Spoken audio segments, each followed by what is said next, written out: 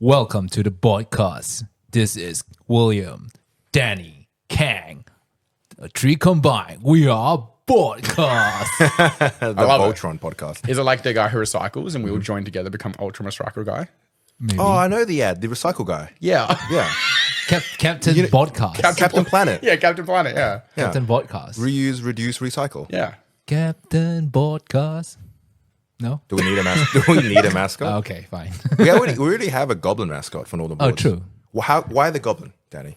Because I think they look funny. All right. Yeah, Nice. that's pretty much it. Well, I feel like our energy reflects that goblin energy. Yeah, as well. absolutely. Yeah. I think it's a comedic effect at all times. Perfect. With the squeak. Exactly, yeah. See? As the goblins we attracted our squig, which is William. Yes, the squeak. I feel like having a mascot does give us a sense of personality. Like, right, it gives us something for our playmats, our merchandise. Eventually, when we do some merch, you Yeah, never know. we've got merch. What's the name of the goblin though? We named it, right? In a poll? Yeah, it was a early law of Northern Boards. We had a poll where people voted for it, and the name that we got was Gobert McInty. No, it wasn't it like Childish Gambino, but something Childish Goblino. Childish Goblino. Okay, fine. Childish Goblino, Yeah, see? And then named after the singer Childish Gambino. Yeah. Okay. Do you get the reference, William? You hip with the kids, listen to some music. No, I don't listen to Gambino. You know he's doing his last album? He's diversifying. He does movies now. He's like Lady Gaga. He did music and now they're doing movies. Yeah. Sure. All right. I don't know who is he. I I'll guess go home I'm and the only Google. one watching movies over here. We're weird tonight, boys. I think I feel weird tonight. We snuck in an early one. It's a Tuesday night. Yeah? Yeah. Once again, William's schedule. Yeah, because I have to go to Melbourne on the weekend for One Piece regionals. Yeah, that's exciting. You get to go to Melbourne for One Piece Regionals. Have you got your whole accommodation set up? Yeah, all done. Where are you staying? In near the event. Are you a competitive gamer? Do you like? Why won't do you let me play- dox you on the podcast? Find William in room 301, To Airbnb. Airbnb. Easier. Well, what did you say? rob. Sorry, Kang? Are you a serious gamer? Do you play fairly competitively? What, in card games? Yeah, in One Piece. Because I know you Yeah, sponsor teams. I and mean, they I do have actually. to play fairly competitively. Yeah, I mean, I go to a lot of events a year, so probably like maybe 5 to 6. Are you there to compete or just kind of enjoy the atmosphere? Both. If I do well, I do well. If I do bad, I don't like sulk about it. Or Every whatever. time you win a game, do you take a Eternal Magic sticker and you put it on the forehead of your lost opponent? nice. Like claim your territory? Pretty much, it's just me doing nothing. I like the idea of all the competing Solid. stores there are just there sticker bombing everything. Yeah, 100%. It's a nightmare. Yeah. Like kind of like marking your territory. Nice. Well, I want to do like I always wanted to do a vendor, like a spot, but It's a lot of work. yeah. Hey, is that so what I they do didn't- when people, didn't you do know, it. when like people tag public public restrooms, right? You know when they tag it, they graffiti it. Is that them marking territory? Yeah. That's exactly what it is. Why? It's a public toilet, bro. Well, I'm there pissing. I don't need to know that it belongs to like the Crips. That's the whole point is it started as a gang thing to mark territory. And now kids just do it on like bins at the train station. So if you're I from think the that's wrong my game argument. and you pee, do you get beat up? Well, I think if you get caught selling drugs in the wrong place, you get beat up. Okay. Or just like hanging out in the So wrong place. imagine if that was like a One Piece convention. Yeah, that's what I mean. It could work. Maybe you guys set up your own corners, you have your own colors. If you just start wearing like a blue bandana every time you go, maybe your team starts wearing a blue bandana. need a color. You do. You should wear colors, William. You do sponsor multiple teams, William. So you could have all of your teams wearing the same outfit. Yeah, they all wear black. And then at the end of the game, almost like sports hooligans, you like mate at the end and you fight each other. Like the Warriors. Yeah, 100%. We have like a Eternal Magic shirt, But like if you had to rep a color, what color would it be? black. Are you a knife guy or like a little a mini axe kind of Baseball? guy? Bat? What weapon are you using? What weapon would I choose? What you mean? Yeah, you're part of your gang. Gun. I could go. Williams the Long sniper. range. He's gone for efficiency. I like it. Yeah. Long range, baby. All of his sponsored players have like switchblades and baseball bats, and he's just got the sniper rifle. He's like, what do you mean? I forked out the money He's not for it. fucking around. He's in the window across from the conventional. Can't even see me, bro. Can't even see me. We're so off track. Yeah, so, 100%. We're like so I want to 3 chat. minutes in. I want to chat about the poll. The poll. All right. So Danny, Danny can run us in. What is this poll? Notice we have a Facebook group that for our Patreon members, they can join in, interact with us directly. We'll be having some good little bants and chats. Yeah. So I've been asking questions. I wanted to know what was the zeitgeist? What's the mind? What do we want to get deep inside the beautiful minds of our Patreon members? we want to get deep into our players. So what we wanted to know was what's the most frivolous thing that you've spent your money on?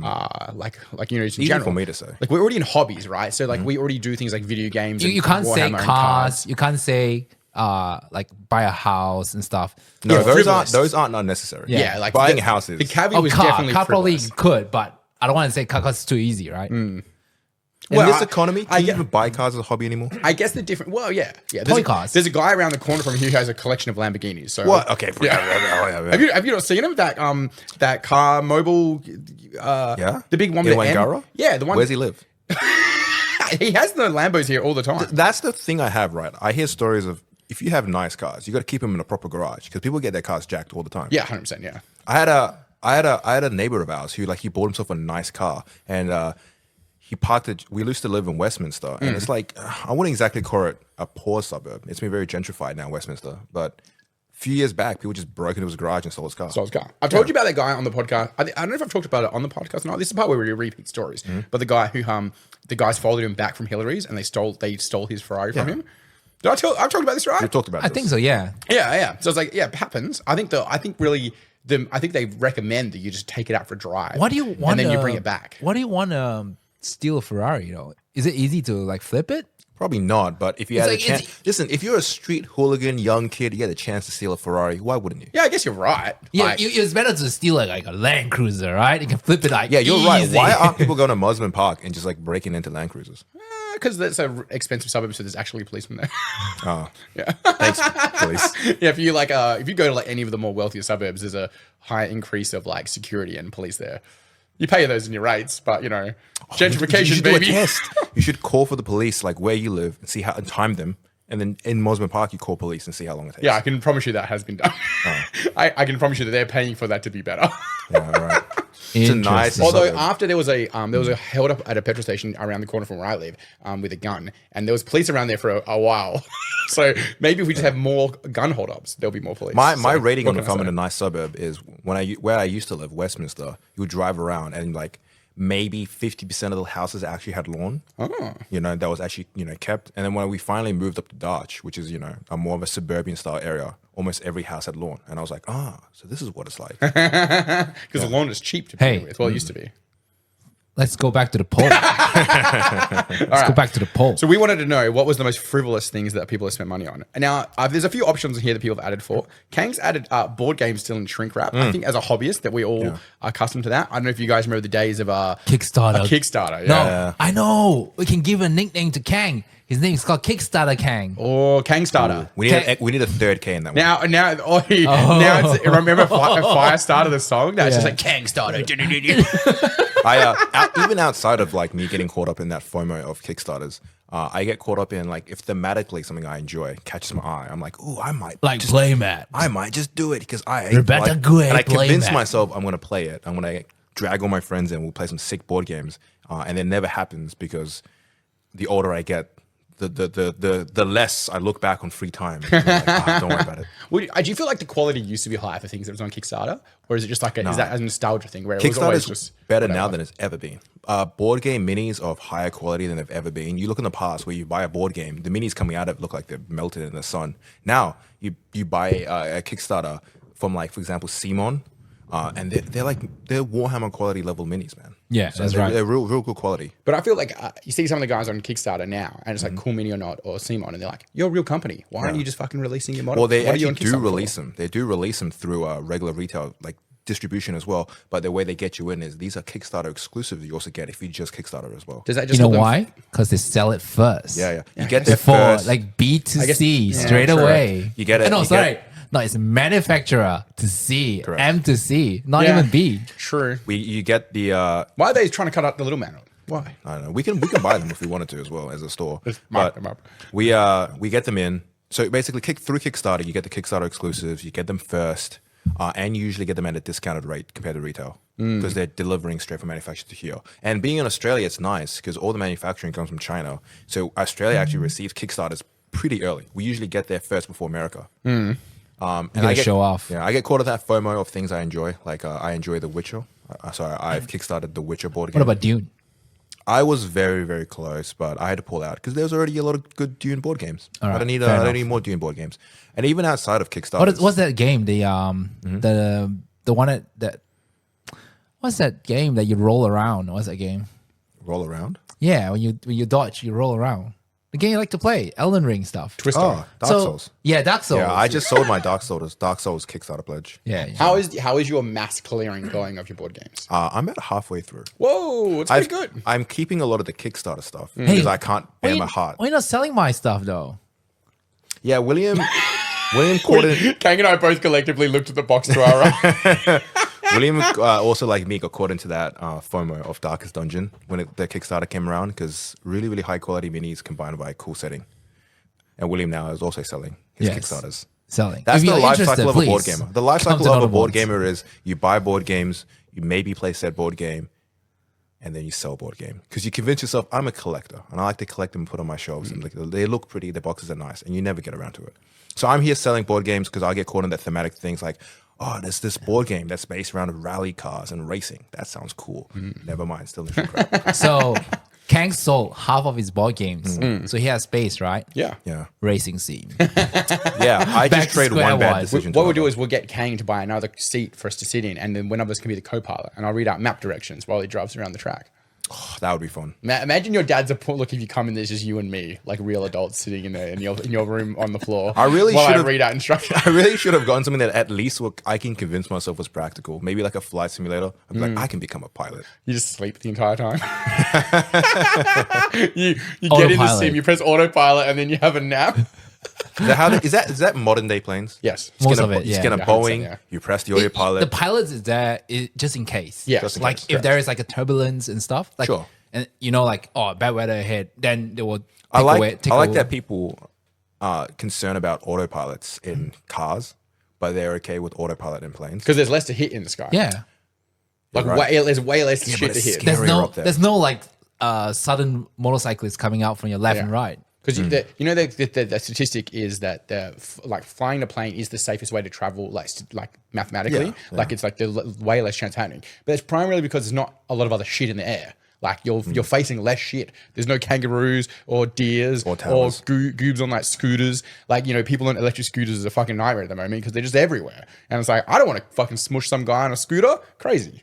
And I think it's like the less chance. It's less chance. Probability. There's less chance of me driving under the Bayswater Bridge and like taking off the top of my truck. You know, did they finally raise that They bridge? did. They completely. Ah, that man. whole area has been completely changed. It actually looks pretty cool. It's if very any of our American listeners- style, where you've got the road going above and Yeah. like things underneath now. If any of our listeners that don't know or aren't from Perth for some reason, we have a bridge up in Bayswater that's notorious for getting hit by trucks. So much so there was always a constant live cam that counted how many trucks would hit that bridge. There was a website that had count like Yeah. It was like, when was the last time bridge got hit? we tracked every single one, so you could It took there's a pictures whole too, right? calendar. Yeah, so you go through the calendar and see every single time it's ever been hit, and like sometimes there's multiple days where it was hit twice in the same day. Amazing. It's crazy. I mean, like if you're a truck driver, would you know? Yeah, if you're good, you know how fucking tall your truck is.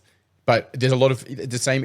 If you go to like any job, there's guys that are good at their job and there's guys that are bad at their job. And this is the thing about like in truck driving, right? It doesn't take a rocket science to do it. But if you do it wrong, there's a way higher chance of you doing a lot of damage. Like, the bridges that go across the freeway? Yeah. If you ever, Yeah. when you're driving under them, look at the center of those bridges and you'll see massive gouges out of the bottom of them. Now they're designed to get hit, but if you look at them, the next time you're driving in the city, especially the ones on the narrows, there was one with the little Space Invader guy that has massive gouges in it because trucks have just slammed right into them and it's just scraped off all the concrete from underneath. You look at them next time, it's been hit a shitload of times. Oh, okay. My favorite of that Bayswater bridge was they were clearing out a truck from that bridge and another truck hit it.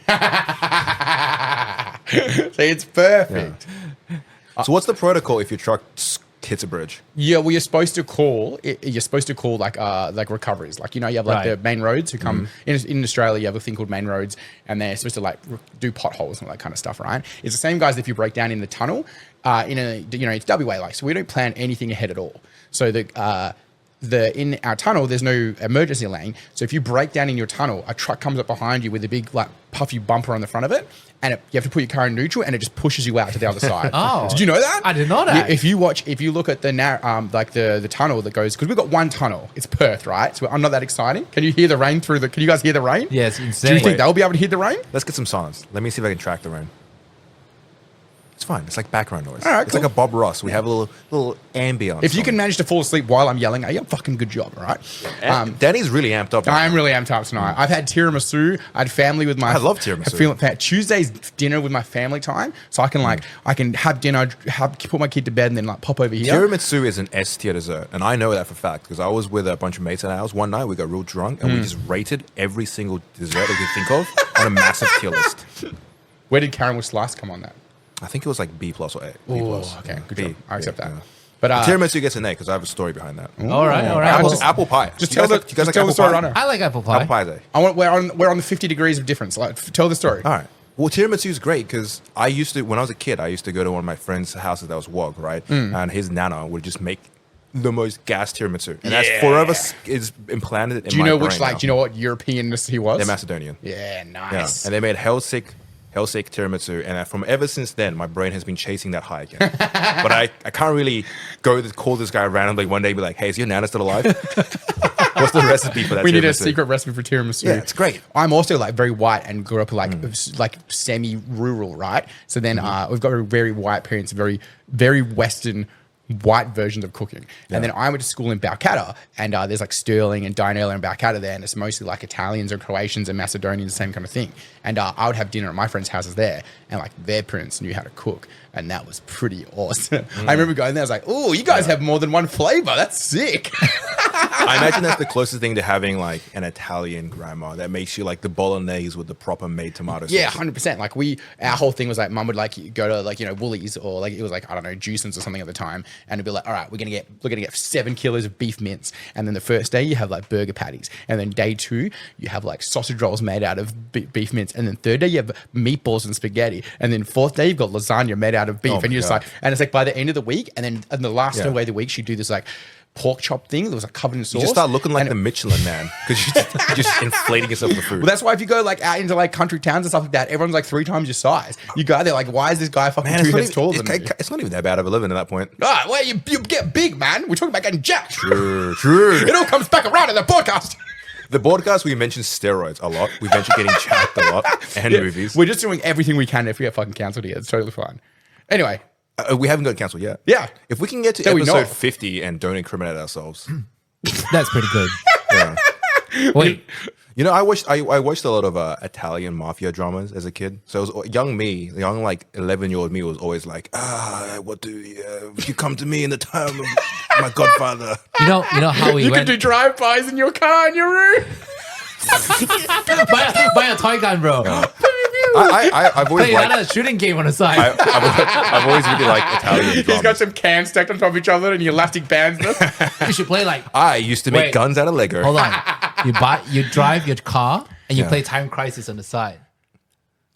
I could just play video games. That's just playing video games. I could just boot up and play GTA San Andreas. No, it's different. you know- GTA, you have like a get down from the car, stuff like that. This one you shoot like real life. You know in Time Zone how Simulation. there's those games where you play riding on a motorbike? Yeah. Is there a motorbike one where you're riding the motorbike and you're shooting at the same time? Yeah, all of them. Oh my, what the Is fuck? there? That's Yeah. fucking you cool, man. You just described Grand Theft Auto again. No, Yeah, you know what I'm you're not talking about. about? You're not. In the arcade. Yeah, you know Yeah, what? in Yeah, the arcade. yeah. Come on. Nah. No, there is a game, but you on a car though, not motorbike. Ah.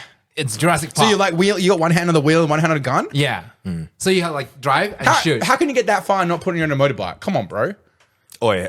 Because When was- probably when it's was the last time dangerous you because you're guys not were in sitting an down. True. Yeah, safety, protocol, Australia. When was the last- Now you get pulled over for like using your texting on your phone and driving at the same time. It's like, so you've been using your gun while driving. This, like, it's a simulation, not like GTA is not a Well, simulation. VR is getting pretty serious. Yeah, Optimus Gaming. Come on, Are they sponsoring you? You mention them a lot. I want to go. I feel like it's made an impression on William. Have you been there? No, that's why I want to You've not go. even been there. What the Have fuck? you tried VR, William? At all? Yeah, try VR. VR's pretty cool.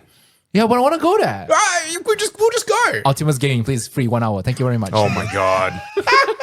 I like that John paid for a sponsorship and we've shouted out Optimus Gaming Optimus 3 Gaming more times. time. What I'll do is I'll download the podcast onto a USB and I'm going to mail it to them. Right? Yeah.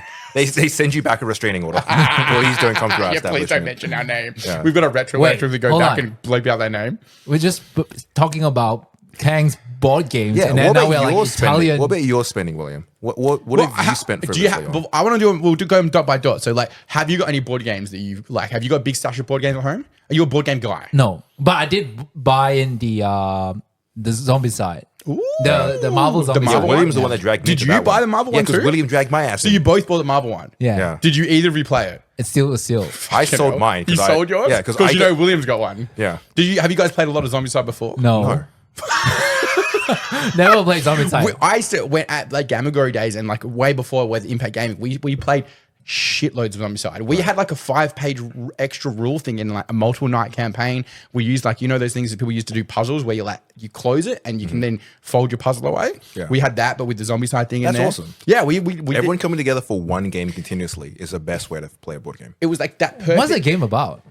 You basically like it's more like it's like a survival zombie game, but on a board game. So like, you know, when you'd go around and you'd like the Call of Duty zombies where you're trying to panel Yeah. up the walls and stuff like that. It's essentially that. But there's missions, right? Yeah, there's missions. You're trying to complete very small objectives. It's usually not about you're never going to complete it. It's about how close to completing you can get it. Like Right. you can, but if you get too far into the game, really you've cheated because it's just you against the zombie hordes, right? So you're collecting weapons and gear and upgrades and stuff like that. And eventually, the theory is that eventually the hordes get too big that you can't beat them. It's more about having fun with your mates to get that far. So when you like, someone's like, yeah, we beat it. It's like, well, yeah, you made the rules. Of course you beat. We should do it at zombie side night. Then. Yeah, we could do a Marvel Zombicide night. Or do you not want to open it because you want to sell it? There's No, like I was a gonna steal it. I there's don't like a know. 12-foot tall fucking Galactus out of that box, dude. I have all of the original Zombicide. It's either here or at Connor's house. Yeah, we just play that. Yeah, I'll get that. We'll get burgers There's and also like a Zombicide. fantasy version as well. Once again, I feel like William was commissioned from Marvel Zombicide because William bought Marvel Zombicide and he salesman pitched me into Marvel Zombicide. I wasn't planning to buy it. The trick is William doesn't even have one. He just told you to get one. Oh, there you go. I And have one. every day, William would message me like, "Hey, buy, get in there before." It was like a pop-up ad. I would open my phone and William would be there, being like, "Have you bought Marvel Zombicide yet?" You don't notice, but William's standing across the street with a big sign saying like Marvel Zombicide, and so you just see him in the peripheral. You never notice him. Subconscious. I should buy Marvel Zombicide. Well, I'm a like sociopath, so I've moved around like a little bit less since COVID, right? It's been less hectic, but before COVID, I'd moved around probably 5 times in 6 years. Moved house, right? And it's a lot. And at one point, I was living with my nan because I was like being like a carer, you know, like the older and I Right. needed help. So I was caring for her. So I lived there for a stint, and I was getting a lot of my what's the thing we're talking about? Zombie side. Kickstarter. Yeah, so it's a little hectic tonight, boys. So they get the Kickstarter and that would get delivered to my nan's house. And we get all these boxes and, you know, it was a classic like nan kind of thing. She's like, oh, how much you spend on this? I'm like, oh, $20, nan, don't worry about it. It's nothing. She's like, it's like 4 boxes of a board game and rock up, you know what I mean? And anyway, stuff would arrive. Anyway, I was there for a bit and then I moved out and then like, you know, I was doing other things. And then like 2 years later, I'd completely forgotten about it. But that thing right there behind you guys, that Quad Heroes. Oh, no. In a box. It's That's like, a Kickstarter board game. Yeah, that's a Kickstarter board game that I've literally opened up while at the club like 4 years later to have a look at it. But that arrived and my nan's like, oh, you've got a parcel here. And I was like, you know, I hadn't been in my nan's for like 2 years. And I go around there and it was like a Kickstarter board game that like lost funding and then gained funding and then like they just shipped it out. Looks all right. Looks fun. Yeah, it looks cute. There's like little cubes and you fucking roll around. Called Quad Heroes. You know what it's kind of like? Do you remember a game on PlayStation and you were a beach ball and you would like roll around on a maze in the sky?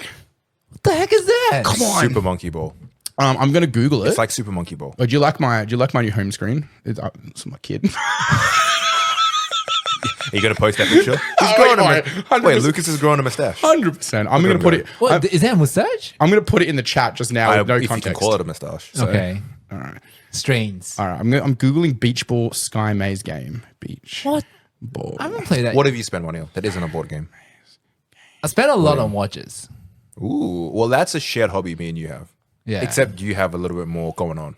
I feel like watches is like too opulent. Like, Is it? Yeah. Now I'm in that It's real called dingy Cooler budget. World. What the does, heck? Does anyone else from anyone listening to the podcast know what Cooler World is? Oh, this is It's PlayStation 1 game. 1. Yeah, it was pretty Cooler fun. World You're spelled like, with a K. I was like in Final Fantasy. Holy shit, PlayStation Danny 1. wasn't kidding about the description. It really, you are just a beach ball in the sky. What the fuck? if you're listening to the podcast and you played Cooler World on PlayStation 1, fucking send in Please photos. let us know if you've played Cooler World, spelled Kula, on PS1. Because Say it again. Cooler World, Kula. Cooler. It was pretty the good. PS1. You'd be like, it was like platforming before platforming. So like, like Crash Bandicoot Yeah. with complete missions. Imagine that, but instead of being a Bandicoot, you're a This ball. is some like backrooms ass. This is like the type of game that they play in TV shows when they can't actually pay for real video games. What? This is abstract. Now, go back to watches. Now, I'm on that stupid, dingy budget side of watches where I just look up cheap budget watches that are cool. William actually has nice watches. Do you have a smartwatch? Yeah, I do. You use it? I used to. Did you go through like a phase of using it? Yeah. And you're out of that phase? Yeah. Yeah, me too, bro. What about you? Did you have one, Kane? No, I never got a smartwatch because for me, it was probably, if I convinced myself it I would just be too didn't much like of a the distraction. charger. That's it. For me, I like smartwatches. the whole functionality of it. Yeah. But like every day I have to charge it. After Why you get a certain wireless time. charger pod and just like pad and just put it somewhere else? Not in Yeah, your I know. bedroom. Like when I take it out, I have to charge it. If If you forget. Yeah, I forget. Once you forget, like tomorrow morning, you know. Yeah, but you have mechanical watches. You have to wind them up anyway. I got it like a So winder. you can buy an automatic winder for your watches. Yeah. But you can't buy a charging pad for your. No, I have a charger. Like Gotcha. the It's thing not is- about the pad. It's about getting it on the pad. Yeah. So like, He has to hook his watch up to the automatic winder. If No. you don't know how mechanical watches work, wait, there's hold no on. battery in them. Stop, I thought stop. you just shake them around. Yeah, they have. They have watches and automatic or So perpetual. if you're not wearing winder. them, wearing them, you store them in. But if you're wearing them every day, you don't have to you have put to it into the winder, Oh, yeah. Yeah. right? I wore my Apple Watch so much that the band wore through, like while I was working. But like I thought it was because I'm a fucking psycho, so I'm just working like fucking 18 hours every day. So I'd be like hell proud of my steps. I'd be like, I've just done like 80,000 steps. And Dopamine rush. you talk to someone else Nice. and they'd be like, yeah, I've done 15,000 steps. I'm like, fucking 15's nothing. I've just done 80,000. But then like we look back and it's kind of depressing. You're like, why the fuck am I walking around for 80,000 steps? Anyway, I thought I was doing a hell good job. And then one day I'm like driving down the freeway and it's like, you're sprinting. And I like looked at my thing. I was like, I'm sitting in the truck. And it was like, it thinks I'm sprinting, but I'm doing 100 kilometers on the freeway. Am I just the fastest person in the whole world? Fuck you, Sam Bolt. I'm going fast, boy. And it's like, so I don't know how much of my 80,000 steps like real or I just fucking cheated the whole way through. I'm you know? really curious how that looks on the audio spectrum. We're just peeking the mic. I convinced myself not to get a smartwatch because I wanted to pull myself away from my phone so I didn't get distracted. But then I have the reverse thing now because I check time on my regular ass watch and I don't check my phone anymore, so I'll just miss notifications now. So I've That's gone the good, other right? way. You don't need Wait, to. you had one or you didn't have one? I don't have a smartwatch. Okay. I decided to get a regular watch. You were right though, because like I would get like someone would message me on my watch, and I'd look at it, and I was distracted. looking at more messages. Like I get too many Facebook messages. I hate when I open you open your Facebook messages and it moves around. You guys get that? And you go back here, and it just like shuffles around. It didn't do it because I'm trying to show you guys, but normally when you open, I've just got 1,000 messages, and I don't reply to anyone. And I'm sorry, I know there's people that are like right here listen to this podcast right now. You've sent me a message and I'm not replied. I'm sorry. But my nan also gets upset with me for not replying to messages. So it's not just you. It's not personal. I've just got a lot going on, all right? It's got a lot going on. Yeah. So why watches, William? Why? Yeah, how'd you get into watches? I like them. Ah, fair. Well, maybe. Yeah. Maybe it's an Asian thing. I don't know. I like Me and it. William Like, both like watches. I And like, that's 2 out of 3 of the Asians here in the podcast. two out of three. Yeah. I mean, I'm also Asian. Oh, fuck, I can't do maths. it's just nice. Like, I like to change up the. Too many people asked him, like, he asked people what's the time, and they said, time to get a watch. He's like, it's time to get a watch. He upgraded. One of the things I wanted to get if I was to get a smartwatch, though, was just make it look like the Ben 10 Omnitrix. Just look hell retarded. What does it look like? Oh, it's a huge watch. Yeah. But as a kid, I'll be like, that's so cool. I like, Google I it. can't say that word anymore. Right? Ben 10. Omnitrix? Yeah. No, retarded. Just Ben 10 watch. Just Google. Oh, Ben like the 10 cartoon? watch. Yeah. Oh, and because it has a little thing come out of it, like right? an X, big X. Transform, dude. Forearm. That's only like one step away from being that Yu-Gi-Oh thing that goes on your arm, the Yu-Gi-Oh blade. Oh, that would I be would cool. wear that. That's a watch. It just tells you the time. Like a monster like comes out of it and it's like, it's 4:00. And you tell it to go buy you milk. You seen that meme thing that goes around at the moment? It's like the guys like there's be a hot girl and she'd be like, where is all the guys over 35? And then it cuts to the guy and he's got the Wallace and Gromit radio and he's tuned it into like a drum and bass thing, so it's like a Wallace and Gromit like radio clock waving, but it's also drum and bass just blasting out It's of a it. crazy image you just painted. Yeah, okay, I've not seen it. It's like real popular at the moment. Yeah, sure. No, yeah. Wallace and Gromit. Radio, drum and bass. We're guys now, so you got a yes and, man. You got a yes and all the way through. Yeah. I just want that Wallace and Gromit wake up device. does Just re- wake up, get dressed. It does remind me of one of my notes though. Last week you made a funny joke and I didn't even hear it. You said something about we were talking about Johnny Coins and then Johnny Engines, and you said talking about him with cards. And you said Johnny Cards, and it was funny. And That was me. It was Kang. Don't worry about it. See, Yeah. two agents on the podcast. But I only heard it back from when I listened to the podcast back, and I laughed, and I was like, I didn't even react at the time. So funny, good job, Ken. Thank you. Good joke. I got a lay-by laugh. What All about right, you, should we Danny? go to the next step? Whoa! What about your spending, mate? That's what I said. We'll go to the next step. Yeah, the entirety of Northern Boards.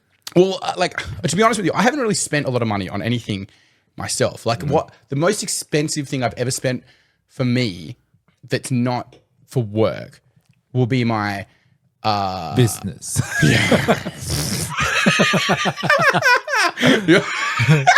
Whoa. Let's keep the depression out of this, William. Okay. What's my now I've forgotten the name of it. That's the worst bit. You know, my shiny little metalworker? My metalworker. That's a real nice card. That's nice. I've got It's a Magic the Gathering card. Yeah, I've got a Magic the Gathering card. It's my favorite piece of art. I've always wanted to try and find, like, you know, people go hunt down the art for the art, like the original prints, artwork for it. And There's only one though. yeah, I know there's only one, and but I've never even seen it. I've never found, because you can go back and find auction listings or find somewhere on the internet that has been sold or purchased. I've never even been able to find the initial start for it. And online, there's only a very small size image, like it's tiny. So if you blow it up, even just to like post it on Facebook, it blows out. So there's not any good photos of it, right?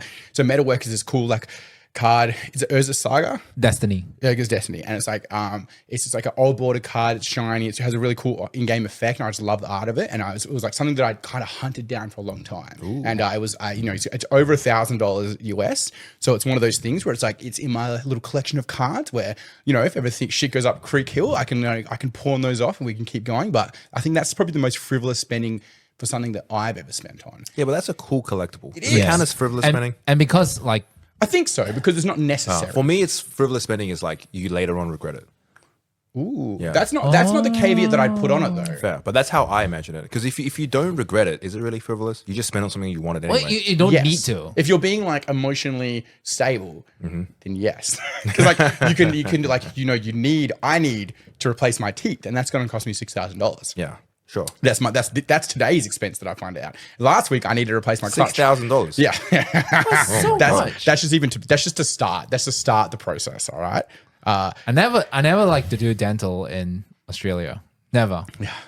I should. I don't have the out of country hookup though. You just go anywhere. I can't just go anywhere. I might die if I don't get it done properly. Like legit. I mean, it's legit. Yeah, yeah. William. Yeah, but you give us could- a recommendation. You Come could on. hunt down the legit guy. No, Yeah. I mean, I always go back. I want you to recommend where I should go, and then it's on just you. go back in Malaysia. Yeah, where?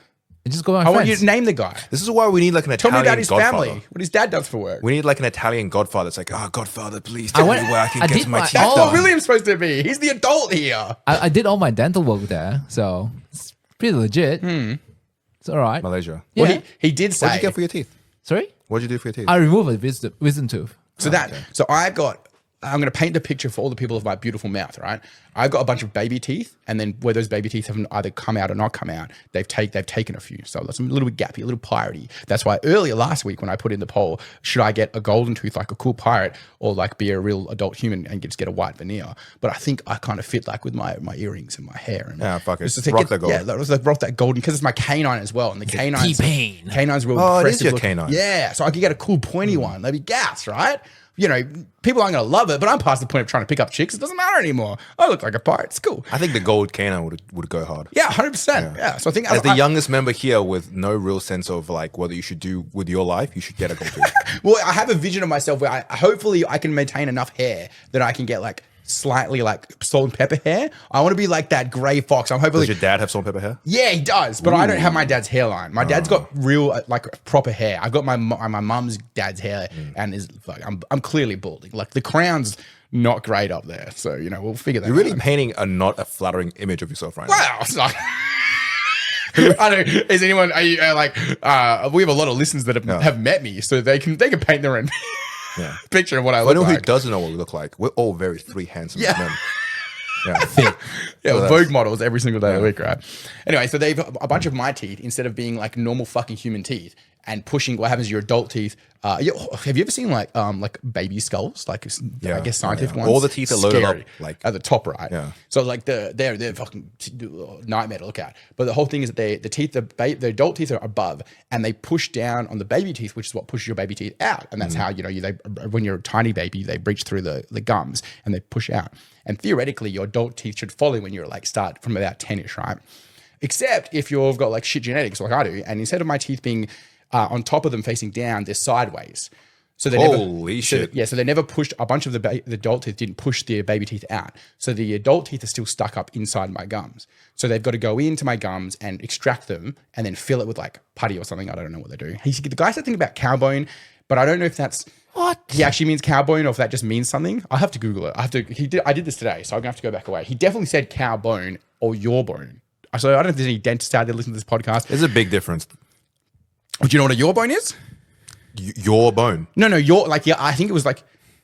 But where would he get my bone from? I don't know. Oh, I thought he said your like as in Y-A-W. But why is he shoving cow bones in you? I don't know. I don't know if that just means. If there's any dentists I don't know if that's a in the term. chat. I'll just Google it. Cow bone. Interesting. Man, I'm glad that when dentists look at my skull, they were like, you know what? You don't have to worry about your wisdom teeth. You got a big ass face. That's good. Your jaw will fit it. Cheap. Save some money there. I should still go to the dentist. So This is a PSA. Go check your dentist. definitely Yeah. before it gets too expensive. Uh-oh. Yeah, it is cow bones. Oh, really? They use cow bones for grafting all the time. Whoa. Oh. And then you'll be like, moo. But so anyway, they've got to go in there, remove the teeth from inside the gums, and then they will put the bone. I guess now I'm going to have the moo cows put back in my mouth. Did you see they're bringing back dirt desserts? Have you getting the adverts on Instagram yet? This is a hard ADHD episode. Well, it just comes to mind because like browns and If you cows. think the regular episode is ADHD, What is this? get ready for episode. What are we, 19? This is the It is a ADHD bit episode. I am like peaking on the ADHD tonight. I don't know what's going on, but I've had like 2 hours sleep like 3 nights in a row, so we're really like just fucking clicking on here. But were you around? I was around for it. What dessert is this? All right, let me paint you a picture of my people, William. You say they say Australians have no culture. This is fucking culture. All right. So dirt desserts were made by a company. Dirt desserts, right? So they're made by a company called Browns. I think that's right. I could be wrong. Who cares? Yeah, it's just a It bacana, comes. right? What are they still called now? Yogurt. Yogurts. Yogo? Yogo. Is that it? It's a yogurt. How do you spell dirt? The D-I-R-T. Yeah, Okay. like dirt. All right, so Yeah. it's chocolate pudding. At the bottom of the chocolate pudding is a flavored mix of like cookie base, and inside the cookie base are little tiny jelly worms. So it's like dirt with mud on top, and they're bringing it back. Yeah. It was delicious. Oi, bro, it was delicious. That's not that is it. trash. No. Put in Browns. Yeah. Australian. Someone- It's called dirt dessert. William's on the Etsy of dirt desserts. Fucking nightmare. Just get the real The one. whole point was it's Yeah, layered. baby, that's Your it. yogurt's Oi, layered that was like so soil. good. As like little poor kids, man, the thought of getting a dirt dessert was like, oh, what a dream. Because there's all the textures and the flavors. It was like a rocky road in a yogurt with like a biscuit. You get through down to like the pudding part of it, down into the bottom. Oh, it was Coming back. But you know why they counted it? I think they lost the recipe, right? It was a mixture of them. No, it was It was deleted in 2012 Yeah, 'cause due apparently- to low sales. Low sales. That's I blasphemy. heard there's something about a story where the one of the ingredients wasn't allowed by the Australian health board. We got American.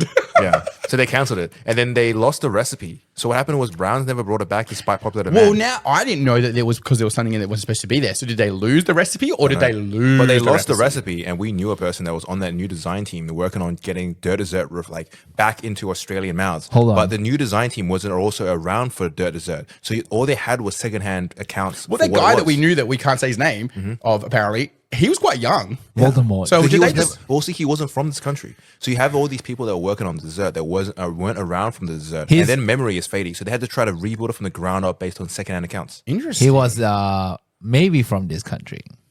Maybe from this country. Yes, he may or may not be from. So They're taking my jobs. hold on. At its peak, West Aussies devote 12,000 tubs of yogurt dessert each week. Dude, we fucking Australians love. Is it just WA or Well, is it it's Australia? because- it's it was because- just West WA. Aussies, yeah. Dude, WA loved that shit. It's because they would sell them at canteens at school, man. Yeah, I But had them in school. When we were at school, they didn't give a fuck about our health. It was like Mrs. Max pies, Yogos, like Dunkaroos. I But mean, when are we getting this? I don't know, bro. Instagram adverts. Just tell keep an me. eye out for it, man. No, it's like no news yet. Instagram ads have been advertising towards me. Oh, really? Yeah. Let me just. We should bring them in. We should have like a collective. We get everyone. Oh, you know what? William can Wait, try wait, it on the podcast. We could become a podcast where you eat things. What if he on hates it? Hold on. You'd love it, William. Hold on. If William Stop hates it, stop he's not executed. Publicly shamed. We put him in this. excommunicado. Yeah. wait, hold on. Do you remember you bought that big freezer, right? Yeah. It's time to fill it up with yogos. So that was my or what I put on the poll of things that we spent frivolous money on was it was actually Nem. Nem required a giant chest freezer for Burger Boy. All right. He required, it was desperate. So I went out of my way on that day to go get a freezer because there was a bread shortage and we had to like hold bread over for just the bread shortage. We don't freeze our bread, we get fresh bread delivered every day. But there's a fucking bread shortage in Australia and he was buying bread from Hungary. It was a whole fucking nightmare. It was coming all the way from Hungary. Why are we buying bread from Hungary? Because it's the best bread and You that's know how what. funny it is listen back to hear that we had a bread shortage. I know. We have had it. We have a burger shop called Burger Boy, right? We're all team, we're all family here. So the Burger Boy directly affects how this whole operation runs. And in the time that we've been working with Burger Boy, we've had a fucking potato shortage, a bread shortage, and a beef shortage. It's like all the things we fucking need just to keep the thing running at a minimum. It's crazy. Why? Just why? We live in a country where bread and potatoes can be growing out of the fucking ground. Well, I guess bread doesn't come out of the ground, but you know what I'm talking about. It's easy. Yeah, there's wheat. Yeah. That's pre-bread. That's pre-bread. Why the fuck do we keep having shortages? We're in a fucking huge farm state. What the conspiracy is happening to all that fucking Perth potatoes? apparently is always on like the verge of a water shortage. Yeah. We're constantly just like. Do you we remember as need a more kid water. and getting like heaps of adverts about like having short showers? Don't turn your sprinklers on. Where are Don't those have adverts showers. now? They still are. We just don't get ads right now. Crazy. I get them on my YouTube feed. Do you know in WA you can just walk up to where the water is and just like look at it? It's called the beach. No, that's not the water you drink. You go 15 minutes up into the hills and there's just a huge reservoir where the water is. Yeah. You can just look at it. Is there a lot? And there's just signs saying like don't go in there. But you can't stop you going in there. You get like fined like the fuck. I if bet you do. people drown in that all the time. Things definitely drown in there all the time. Ew. Did you like Our water sanitized, William. We'll be fine. in a lot of countries the water comes from like underground. Yeah. In Australia, it's same as for Melbourne. You could just and Queensland, They a lot just of their have water. giant reservoirs. It's just a big fucking like lake somewhere, and the water comes straight from there. So Perth gets the water from two sources. That reservoir And desalination. Desalination. Yeah. It's majoritively desalination. Two. Like I think there's two plants. Perth is One's like- in Yanchep, I think. I remember reading the stats, and it was like 60% Yeah. of it is desalination. We just get it from the ocean, suck it all up. We're like Singapore. Luckily, we've got like fuckloads of ocean. All right. Thankfully, we are an island. So I think it's released now, that thing. The dirt desert. I think so. It's like Spotshed has it. So we can check Spotshed out. Apps, fuck off. There was dirt deserts there when I ran in to get I don't Red know. Bulls. We'll check it tomorrow or whatever. But if we have it. We just hear Danny get out of his chair and run towards this the spreadsheet. freezer. Just like Forrest wait, Gump hold on. thumping. Yeah. Talking about the freezer, is it still here? We've moved it to the new restaurant. Oh, it's not fearless anymore. It's being used. No, it's in a We had restaurant it that's here not for open. like 2 Okay. years. All right, fine. And the only thing it had inside of it was my ice cubes and Zupa Dupas. Do we have a freezer in Northern Boards? No, but I'm planning to get a fridge. I actually bought a fridge. I bought the other week. I was committed and I bought a fridge, and then they ran out of stock and they refunded my money. I didn't realize that happened, so they cancelled my order of my Oh, fridge. really? Okay, fine. But we will be getting a fridge freezer here Okay, then we'll have. because when summer comes, super duper. Are we getting an air condition for the store? Yes, 100%. We opened the fridge door. For this summer, we're getting a second air conditioner.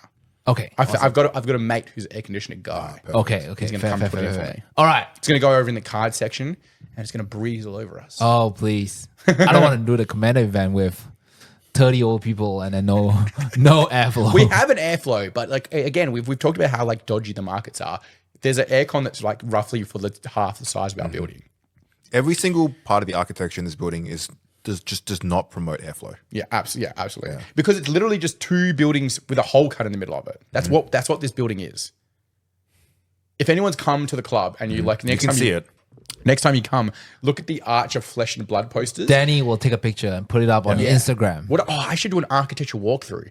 I've seen them. I watch architecture walkthroughs for like the big expensive houses that I go to. It's like the MTV cribs. MTV crib. Oi, we should do MTV. Ooh, that's Welcome so good. to our crib. You walk in and that's it. You know when they go to their fridge and it's like stocked with like Coolridge water or some shit, and it's just like perfectly just only Coolridge water in there. You're like, what the fuck? I just like this brand, and I think you should also.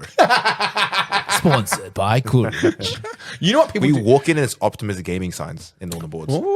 Oh, that's one way to get sponsorship. You know what people do like about Northern Boards though? I'm gonna hoot my own horn here. Horn, whatever the fuck doesn't matter. We have Pepsi Max and Coke Zero, and that's crazy. A lot of people think that's crazy because Pepsi Max is clearly better. But if you're a fucking peasant and you want Coke, it's here for you too, baby. I'm here for you. I'm here to. If you wanna own the Northern Boards fridge, Coke or Pepsi, sponsor us. We'll take one of those sponsorships. Absolutely. All right, what's next on the agenda for the poll, lads? Should we We go? have Greg on a 3D printer.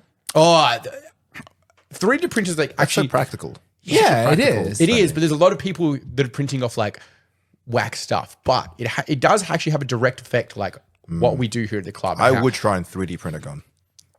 I think, beat that, but but like Toy gun. as a place that does like Warhammer and stuff like that, like 3D printing has definitely become pretty big, like in our industry specifically. Because I think for a small part of time, especially before COVID, I think like Games Workshop and a lot of the hobby places are really rallying against the 3D printing thing because, you know, they do like when you run an event, you have to have only GW specific models and like you couldn't come in with proxies and kind of stuff like that because they really wanted to promote their own product. And then I think with COVID happening, they really like let go a lot of that. And the events and the tournaments and the things being run coming out of the I see that, Kang. Why are you ruining my jar of wood, man? Dude, what the hell, man?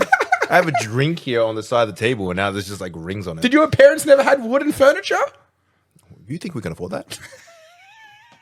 Well, is it the can like condensation like fogged up the wood? Yeah. Oh, I didn't know that. Yeah. What? I don't Isn't have there wood lacquer furniture. over this? This jar of wood is like 300 years old.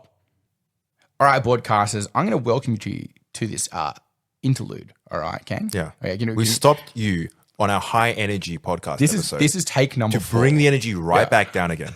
Right. This is take number 4, but we're going to get it. We're not sponsored, but we're doing a really big shout out. Now, the amazing guys from Jawathon are leading an amazing project this Saturday. It's happening on the 13th. July the 13th. Yeah, July the 13th. It's for the Telethon Kids Institute, and they're running an amazing event.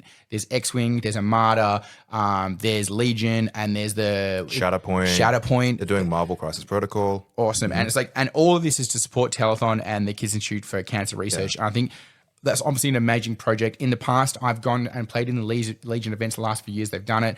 Unfortunately, I'll be driving down to Albany this week, so it's not going to happen. But I think everyone else should get out there and support it. It's for amazing research. And, you know, I personally haven't had a kid who has dealt with this, but the owner of one of the businesses that I've worked for like 15 years, he got leukemia when he was a kid. And I think it's like the institute for him was amazing because it goes into research. It helps deal with the kids and give them somewhere for it's really important. And for anyone who's ever been affected by anything like that, it really has a massive I think effect. most people have had someone in their life that has been affected by cancer of some kind, and no one ever wants to see it happen. So especially for a young kid, like I know the person who was close to us that had it, like these kids are so young, they don't understand what's going on. They're going through all this like crazy stuff. So any support that can go into like helping work that out and like make these kids' lives easier, I think is amazing. So the fact that the Jawathon guys are doing that, we really should be getting out there supporting them. Yeah. So if you play any of those games or you just want to throw in some donations to help that, I'll post a link. Absolutely, 100%. Yeah, I think that I will make sure that's the primary thing that we post up for this, this round on the social medias. You could put that link through. Correct. And if you guys can support them anyway, that's amazing. And we really appreciate you guys doing that, like we'll show some support from the broadcast community, throw them out there for the Jawathons. If you can get to the event, get to the event. Or otherwise, just throw in some donations. That'd be amazing. Absolutely. The Jawathon folks are absolutely insane. It's a group of hobbyists really dedicated to that Star Wars. It's a community of people that really get together. Not only is it games, but it's really a community space and a home for everyone. They run events, and the fact they're doing amazing stuff through Telethon for cancer research, it's amazing. They're really trying to support people out there as well as their own community of gamers as well. I know myself, I flick a lot of donations their way as well. So I'm going to post a link in all of our descriptions. Check them out. Seriously. Absolutely. Well, thanks, guys. Thanks for the interlude. Now, back to the broadcast. Yeah. Back to the broadcast, back to the high energy. You destroyed it with a can of Red Bull, Kang. Whoa, don't make it sound so much nicer. This is from Connor's house that he bought. All right. Moving on. Yeah, but like I feel like the 3D printers actually is a big deal. And now when you come to the events, we see a lot of 3D printed armies. Like a lot of the regulars who come down and play there. I think it's important because GW is very cost prohibitive, and I think we're such a big promoter of like people coming down and having a crack. The same way that you can have proxies in like card games as well. Having the 3D printer will make a big difference because you can. It's kind of two ways, right? In one way, it's for meta chasers where they're changing the army up every week because they can print a whole new army and they can come through. Yeah, I think it's a like, massive crossover. It's not like a great term, but like the China Forge thing has been around for a long time. Where someone there'll be a website that comes from China. They'll get either mold. They basically just duplicate the mold, right? Yeah, and then they're printing this stuff out for a lot cheaper. And I think 3D printing has gone a long way to like kind of replace that situation. Like it still happens, but you get a lot of that stuff you can just get off online. The problem with all those China casts where like you have them, but predominantly it was for Forge World. Forge World and Warhammer is like an alternative version to get resin minis. Super expensive. True. China cast was like the cheaper alternative. Nowadays, a lot of the China cast stuff is better or equivalent now. It's hard to tell the difference. Yeah, Almost. true. I guess that technology has come a long way as well, right? Same thing with 3D printing now. 3D printing has gone so far where some of the nice resin printers are like Warhammer levels of quality. Yeah, some of the stuff that people come through, like Lewis was just playing a game on the weekend for his we had our fantasy tournament, and he has some like Night Goblin fanatics, which are little fellas like throwing chains around. It's a very like synonymous model for like Warhammer Fantasy's little goblin, and he has some really cool models based on that, and some like little wolf riders and stuff, and they were very good kits. And it's not that the GW kits are bad; they're just a different kind of taste. But the quality of the sculptor that's gone into that is pretty incredible, and I think you see that a lot. Like I know Alex, one of the members of the boards, he has a lot of 3D printed armies, and he has some amazing like alternate sculpts for his ogres armies, and his Tyranids for 40k are really cool. They're like all mechanized boys. Have you seen those ones? Yeah, I've seen it. They're incredible, and I think when you're coming to an event or a tournament, playing like a league, like the 40k league has 58 players, right? Now there's only so many 40k armies. Roughly, there's like 12, 15. About 2 dozen. Yeah, about okay, it's not bad. No. Oh, if you include Space Marines, sure. Yeah, true. Yeah, it's like but it's like you're only going to see so many different things on the board. So having like alternate sculpts really provides you with a little bit of a different like I guess an imagery or like kind of like design that comes on there, which I think is pretty cool. It definitely opens up the narrative and the I don't know, like all the gives you a bit of a difference, which I think is important. Now I'm on the downswing of the ADHD, and now I can't remember any words. So it's like all descriptive's gone. So is 3D printing like printed stuff legal in like big tournaments as well? Depends. Depends. The only places that I've seen that are proper tournaments that they're banned have been the GW ones at Warhammer World. All right. But every other major GT has been allowed. Yeah. I think if you ask players, I think 99% of players will tell you that they don't have a problem with 3D printing. I think as long as things are on the right base and it's like there's the WYSIWYG thing, which is like what you see is what you get. I think as long as it's pretty much that, it's fine. And like I'm a big proponent for, I'd say like more so proxies here. Like I don't mind if it's 3D printed or whatever it is, but usually a lot when someone has that, they've done a lot of like conversions or 3D printing. It means there's a lot of thought and like narrative that's gone into the army. And when someone's that passionate about the project they're working on, you tend to get better results. They tend to be like better, like better people to play games with as well, you know? So it's always interesting to see those kind of things. Like, you know, if I'm coming in, especially at the moment, there's the kind of like Games Workshop's doing that thing with all the old world, which is the fantasy that's brought back. They've got like the core armies, and then they've got the kind of armies they've left behind, which are, you know, it hurt a few people who are coming back to the hobby because things like Skaven and Vampire accounts, which are traditionally very, very popular armies, and they've left this behind. The same thing with a lot of the big GTs. They're in the specific rule book for GW, which is supposed to be the status quo of how you play the game. It says that the armies they've left behind can't be used in tournaments, but every major GT in the US and in England that I know of, that I do follow most of them, have completely actively chosen to ignore that rule. And I think it's because you're trying, as an event organizer, you're trying not to exclude players. Like, why are you excluding players out like that? And I think it's a little different, like from like the card games where you have like a no proxy rule. I think that's more of a like a fair kind of thing. So if everybody could play every proxy, you just print out all the most expensive cards and you'd see a lot of the same decks over and over again, right? But naturally in like tabletop games, if you let everybody 3D print everything, you're still not going to see the same army printed out over and over again. You know, you're still going to get a lot of difference. There's way more of a labor of love. Even the person that's trying to meta chase and changing armies every month, there's so much effort that goes into like you still have to build and paint them. Yeah, 100%. Yeah. So it's not like a card game where you can just slot in new cards and go. And I think the natural way that like tabletop works is it's a little different to cards. You come down on a card night, and no matter what that game is, you're going to sit down and you're going to have to play whoever's in front of you. Like it's generally like the system will tee you up with that. But a lot of Warhammer gaming happens within a tournament, but also outside of a tournament. And if somebody gets a bad rep, they start to find pretty quickly that people won't agree to play games with them because you're going to spend the next 3 hours sitting down with them, talking to them. It's about that, you know, a lot of people have busy jobs and lives. That 3 hours is is important because it might be their only time they get to do the hobby they love. So if you get a bad rep and people don't like playing with you, or you're a little titchy when you're playing, you're grumpy, or you're too much of a stickler, those things really, reputations like set in. Yeah. And I think that shows especially over time. in a community environment. Absolutely. And I think Like one big family. It's like the hobby really attracts like all different spectrums of like a wide spectrum of people with different levels of social cues. And some people will actively say, hey, I don't like what you're doing. I think you could do that better. Or like, hey, I don't like your attitude, or like yada, yada. But a lot of people will actively try to avoid that level of confrontation. So they will deal with that situation by just not playing games with you again. And sometimes it's better when you can talk to the people, and sometimes it ends up being like on us as staff to like talk to people as well. Be like, hey man, like I'm just letting you know, if you want to be able to like foster friendships and keep playing the game with people you like, you might have to like calm a little bit down on this thing, or like maybe some of the things you're being really strict about in this group's a little more casual than you're expecting. So maybe play with more competitive guys, you know? Interesting. Yeah. But 3D printing is a crazy thing. It's hard for me to look at. Yeah, I'm bringing a ride back. We're bringing a ride back. We tangented off. But 3D printing is hard for me to look at 3D printing and don't see the benefits of it. Even if it counts as like, I don't know, frivolous spending, you're getting so many cool options of what you do with it. You enhances your hobby. I really feel like. Have you had any cool 3D things?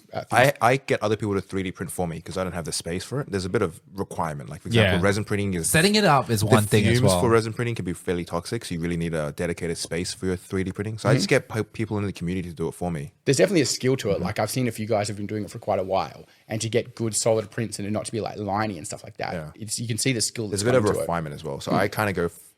the benefit of the position I'm at is me talking to the people all the time. I get to pick and choose the people I like to do my 3D printing. And the best part of 3D printing now is I've opened up this whole avenue of like shopping for what I want. I can look around and find really cool minis that I don't have to stick to the GW option. For my Warhammer Fantasy army, I've got the little gnomes. I think the gnomes are really cool. One of the guys, so it was Alex from the boards here as a member. He 3D printed my little gnome army, and it's like they're like stand-ins for like goblins as well. So they're like little guys with like red hats and shields and swords, spears like and stuff. Garden gnomes almost. Yeah, like little garden gnomes, like you'd see in the yard. And I think it's definitely a cool little like cute implementation. But it's very easy when you play them on the board. You can say like, hey, these goblins with shields and spears, and it's very easy for the opponent to be like, oh, that makes sense. You know, it's not too far away from the situation we're in. So I think it's quite cute. We also can't forget Marky Mark, who's 3D printed out my Barad-dûr, and the bin chicken deck as well and stuff like that. So we've had a bunch of custom deck boxes come through Northern boards lately. Nice. They were themed around things. We had a Sensei's Divining Top. The Sensei's Divining Top was cool. Sensei's Divining Top Pretty has nice. a dedicated deck box. Yeah, Big 3D Eagle printing came through. Too big though.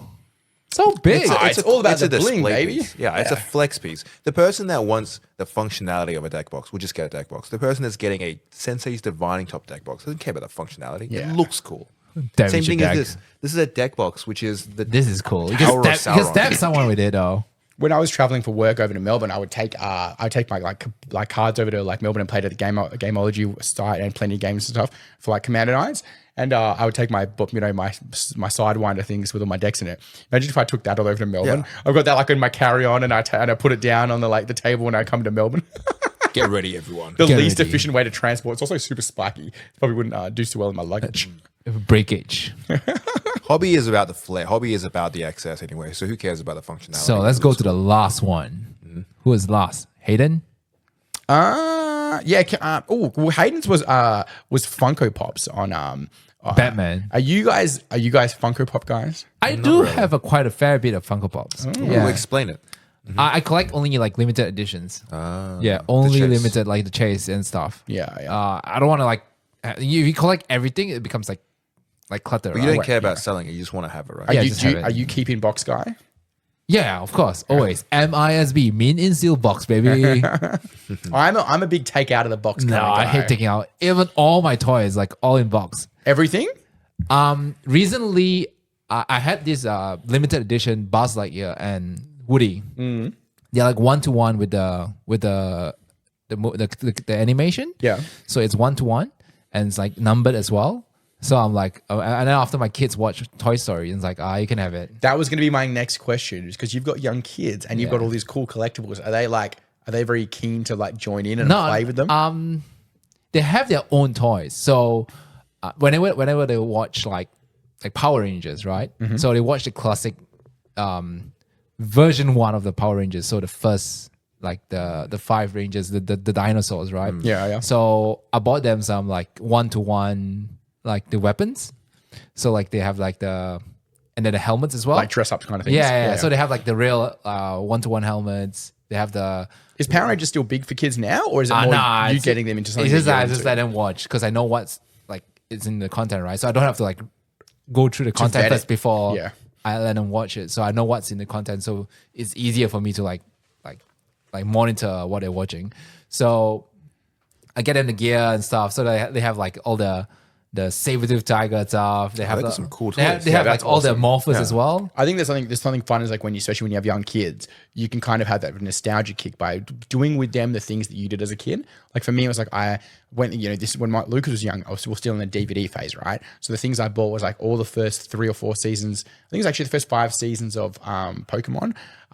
We did that, and then things like Cat Dog and Angry Beavers, like Nickelodeon cartoons that I watched as a kid. And it was like some really cool stuff that you could go back and sit there down with. So like when he would go to school, he would talk to his friends about Cat Dog, but a lot of the kids that he were in school with, because we were quite young parents, the parents of the kids that he was hanging out with were in their like 40s to 50s, and their experience was like more giving the kids like TV shows that were like kid shows at that age. So his experience was a little bit different, and it was cool to like his friends would come around and they'd want to watch Cat Dog or something, and then you'd also want to watch it. Nice. It's so good. I could sit down with like two or three like 5-year-old boys or watch Cat Dog. Do you have get pop snacks and vinyls stuff of things like Cat Dog or shows you've watched? If you come to the club, or basically I don't own anything outside of the club. At home, I've got clothes and a computer, and that's it. Everything else exists here. And as Ken can attest by just sitting right here and spinning his head around, that there's a lot of shit around you at the moment, right? That's because all my collectibles here. So if you come, you can actually see my collection of pop vinyls smattered around the building. And one of the collection I like the most is my dragons. So up next to my World of Warcraft custom mounted frame there that Dan Gregory, who comes to the club and plays 40K. Oh, nice. Yeah, Dan. So Dan started to get back into 40K. He was actually a framer before he became like a guy who drives an ambulance around. There's a term for it, like an ambulance guy. Ambulance. Yeah. Emergency service driver. Yeah. Before he did that, he was doing my frames. He's framed that up for me. He's a great guy. But next to that is my big collection of like dragons, and there's all like a whole bunch of like cool ones. Nice. There's like the dragon from Rick and Morty, and like a bunch of Yu-Gi-Oh dragons and Smaug. Like very, very, very cool. I think that I really like the pop vinyls to have like a different shape rather than just like, you get the sports guys and like this one's LeBron James and it's like the same profile. I like the ones that are like slightly different, like the Pokemons and the weird characters and stuff like that. I think they're really fun. The thing about pop vinyls is a lot of people can like don't understand pop vinyls, but it really is just like anything else. If you enjoy a thing, you gotta when you spend your money and you collect and you buy a little thing like a pop vinyl, you're grabbing that little slice of that. What you enjoy out of that thing. So, do you know the OG pop vinyl? So, before pop vinyl came out, right? So, Hasbro had this similar thing called Mighty Mugs. I'm not sure if you heard of it. Mighty Mugs? Yeah, so Mighty, M-U-G-G-S. Yeah, Mighty Mugs. Yeah, but So that's it's not as cool as figurines. No, it's something like pop vinyl. Check it out. Like, they had Star Wars, they had Marvel, they had like tons of things like Transformers as well. and then suddenly it just stopped because they didn't went out of their licensing. Like this thing? Not this. This is the. Hold on. Let me search it for you. Let me search it for you. My Mighty Mug Pop. There's never been anything. Well, when I wrote Mighty Mugs, it just came up with like a coffee sip mug thing. Right. So I guess your Dragon Pop vinyls are like a serious thing you collect. I wouldn't say serious. I think it's a cute thing that you can put up there, and I think a big part of like. Oh, okay. So it's a little, I can see. Similar. I get the mugs as their head. It's referring to their head. So pretty much the issue with Hasbro is because they only can do their licensing, right? So they can do other Dungeons and Dragons, but they only did Transformers, Marvel. They did Marvel though. So they did Marvel. They did Star Wars. So I don't know why. Would it be pre-purchase of Marvel from Disney? Maybe that's why they got the Marvel contract? Probably. But that's not like it's Pop pretty Vinyls, cool. right? Yeah, Pop it's very Vinyls started nice. off with Magic the Gathering for their first series, and then they had Star Wars and stuff. Same kind of deal, right? Yeah, same kind of deal. I think like I kind of joke about the boards being like the hog's breath of like gaming clubs. Yeah. And I think the real concept behind that is it's more that you really get a feeling of like this cool like I don't know this I describe this it place as you're going. my favorite part of when someone walks in for the first time. I describe it as you walk in and you have the sights and you walk like there's so much things that like there's a visual stimulus and you walk in and it feels like you've walked to a home like a club. Yes, people have their stuff everywhere. There's so many things to look at. So you get the pass-buying person that doesn't necessarily come to a game club. They'll walk around and they'll just walk around the shelves, look at the things on the walls, look at on the shelves, look at on the floor, the ceiling even. There's everything. Like in my mind, when I come down to the club and play games with my friends and I sit down at a table with like Johnny Coins and William and Kang, we play some cards. To me, it's like the scene from Lord of the Rings where there's the prancing pony and they're sitting down and the hobbits are singing and they're with their friends and it's a good time. That's really what I'm going for. Like I want people to come in and somebody looks up at the thing and they can see the World of Warcraft things like they can relate to that. They can see straight away that like the things that I'm into, like as a owner and like a part of the community is that we're into the same things and they can really relate to those different just different elements. And there's little bits here, like there's for the Flesh and Blood guys, there's all the posters and they can look back at all the posters that they've gone through time and really have like those little core memories of like when they did this draft or this pre-release. And then there's like the magic sets and all this cool stuff. Like just in this little corner section, there's so much like stuff piled in here and it could be a bit of a mess. Yeah, there's lore. Like, I love it when I'm a big fan of my Simpsons flag at the top here, like people will see. And it's those little bits like when people walk in the store for the first time, there's something out there for everybody. They're not going to see everything and understand everything, but people will gravitate towards the there's little almost thing like that conversation clicks. starters, which help kind of bring in that community feel, that like homely feel. I love it when someone walks in for the first time and they ask me questions about all the things that are going on. Because every little piece of what's stapled on our walls or like on the shelves is almost like a slice of lore. There's a story behind it. We can tell something. So someone will walk in and be like, "Who's that painting of?" And I can be like, "That's one of our old regular members, Bradley. You know, he's in the UK now." Yeah, or yeah. We have paintings of like, that's Howl's Moving Castle. Oh, those helmets over there, that's from Fallout. That's from Halo, et cetera, et cetera. And then each thing tells a story and it brings upon that community atmosphere. And I like it when people ask me questions about it. You know what? Because I feel like that lore master. I'm like, sit down and let me tell you stories about that. Well, I've actually thought about this before, is like doing little tiny walkthroughs about little elements that exist. Like there's really cool little parts that I love, like especially when people leave their own mark on the store themselves. So they leave something kind of, so you mentioned Brad. Yeah. Brad's a community member. He's been with me for like more than 10 years and he's helped me a lot in the past. He's painted a bunch of the terrain that's on the table today. He's helped out a lot. He's donated at a time when I wanted Brad listens to the podcast. I have to hit him up. Actually, I chat to Brad every now and again. Yeah. And but he was like a big community member. And when he left some really cool stuff for us to hang up in the shop. So one of them was he had a self-portrait done of his D&D character, and that's up on one of the walls. Oh, really? And that Flesh Terrors flag that's in the window, that was also Brad's. Oh, nice. Some of my favorite art that I need to like that's either hanging around or has to get hung back up is Brad's that he had commissioned to like be cut into shape and then put into picture frames. And that's all stuff that I grabbed from Brad when he traveled. He's living in England now and he couldn't take a lot of it with him. So he's left that here behind. Some of the other stuff, cool stuff, is like all the images from Izzy. Izzy's like a local artist here. He's a hobbyist. He comes down and plays games, but he's an amazing artist. He does all this awesome like art and Danny. Yes, sir. you do those short videos like you getting off the truck and do that, right?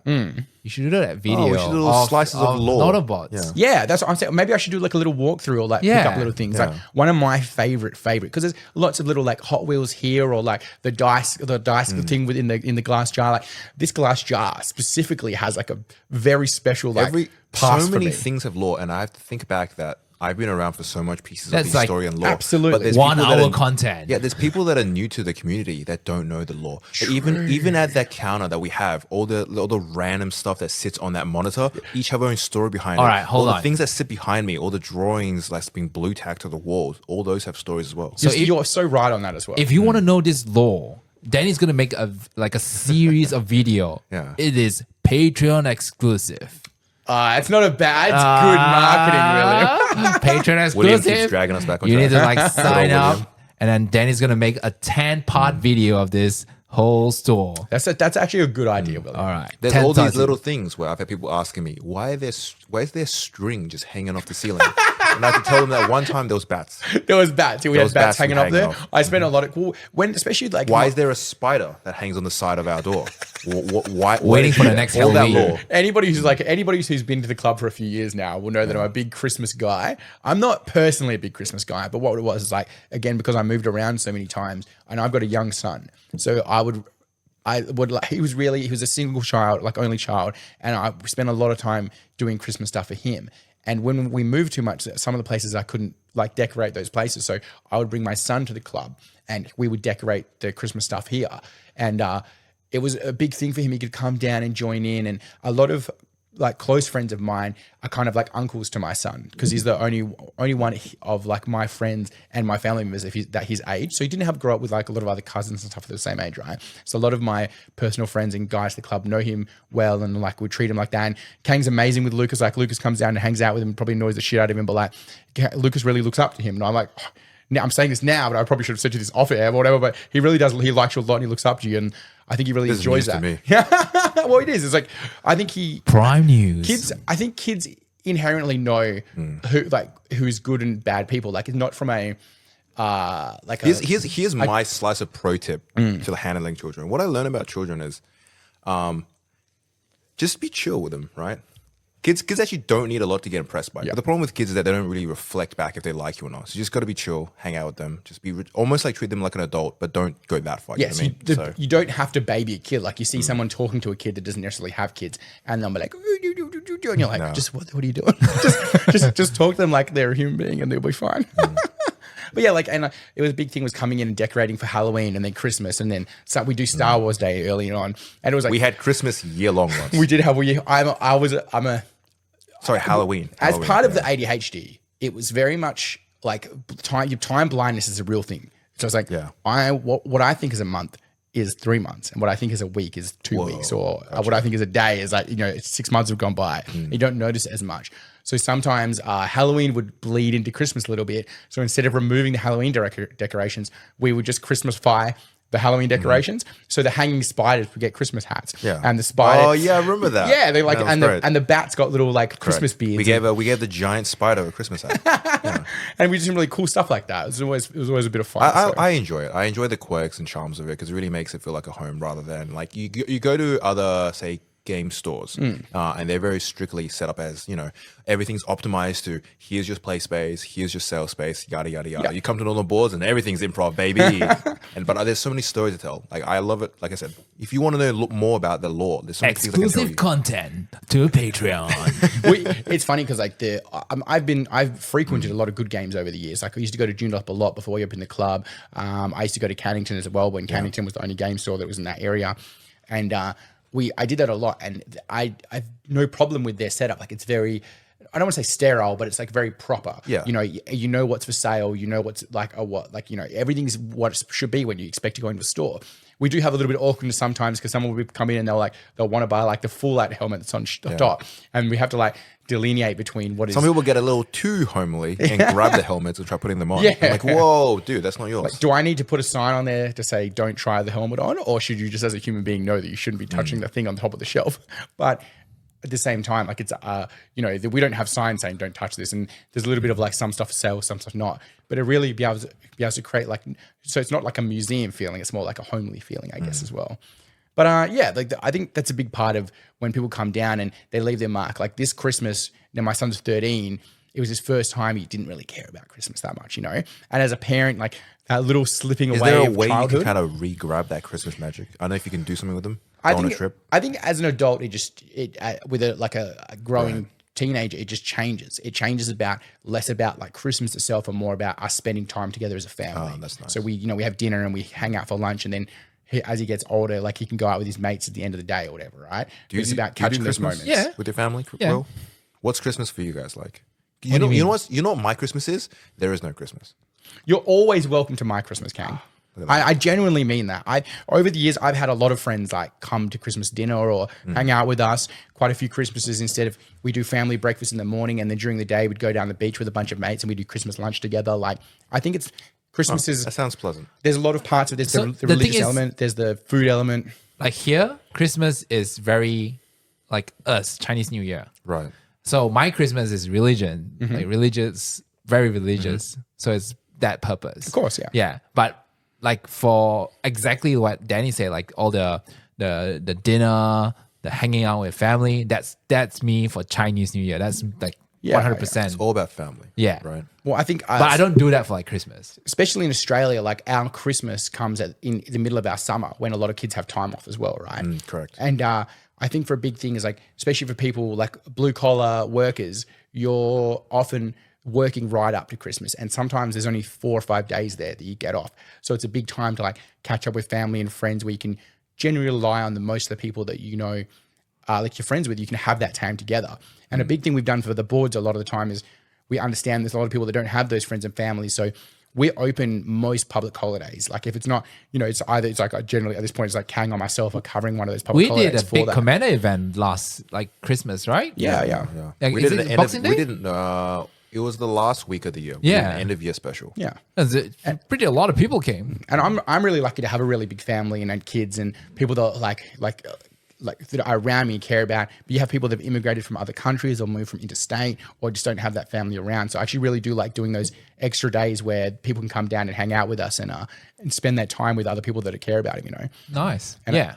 I think this was like this is the first year where Lucas cares a little bit less about Christmas. So it was like I really wanted to do the Christmas thing, and I set a date for him to do it, and then Andy went out with his friends, and I didn't want to be like, I was like a little like sad because you feel like your kids like they're just a little slipping away a little bit as they become adults and they become their own people. It's part of being a parent, right? As they become independent. So I came down and I was doing the Christmas thing. And I ended up doing it by myself because he didn't want to come. So we had like Eli and Ben and a bunch of that's guys. fun. Yeah, we did it together, and We inherit a new family via the community we have. Absolutely. And I think they could see like with me that it was something that I was like, you know, they'd seen over the years me doing it with my son, and they kind of like stepped in to also be that family. And it's like that. I think that's what the club really is at the end of the day, is that community of people. You come down, you hang out with your mates, you have a chat, and games get played along the way. I'm going to draw a picture that's very, very nostalgic to me. Recently, I've come across the old Northern Boards logo. If you know, you know. You can recognize the old logo. I've put it in around. Have you seen it, Will? Did you remember the original one? OG I think logo. you were around. I think you. William was there. I was there since day one. William would be one of the earlier members of the community. Like Before even like you know, William's actually one of the founding members of the community, I would say. what's his name? I'm bad. I forgot. Rory? Getting old. Do you remember the first day? Do you remember one of the first times you came in Yeah. and bought cards at the other? Because you used when to we were come about down to with start? Rory, right? Rory you used to come down and play Warhammer. No, with no, him. yeah, definitely. So I was introduced. No, right. I came here because Danny.